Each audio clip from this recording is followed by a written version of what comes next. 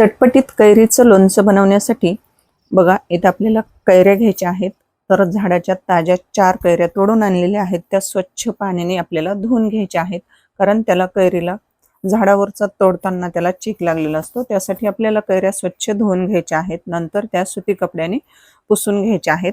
नंतर त्याचा आपला देठाचा जो भाग असतो तो कट करून काढायचा आणि आवडीनुसार लहान मोठ्या फोडी आता तुम्हाला जशा करायच्या आहेत तशा तुम्ही कट करून घेऊ शकता. इथं मी छोट्या छोट्या कैरीच्या फोडी कट करून घेतलेल्या आहेत. इथं 4 कैऱ्या कट करून झालेल्या आहेत. सर्व फोडी आपल्याला एका बाउलमध्ये काढून घ्यायच्या आहेत. त्याच्यामध्ये 1 चमचा हळद, 1.5 चमचा मीठ, 1 चमचा काश्मीरी लाल तिखट, अर्धा चमचा लाल तिखट, अर्धा चमचा चाट मसाला, अर्धा चमचा धनेपूड घालायची. नंतर 2 पळ्या तेल घ्यायचं. कडकडीत तेल गरम करून घ्यायचं. 1 चमचा जिरे घालायचे. 1.5 चमचा लसणाची पेस्ट घालायची. इथं चटपटीत कैरीचं लोणचं तयार आहे. Bye bye.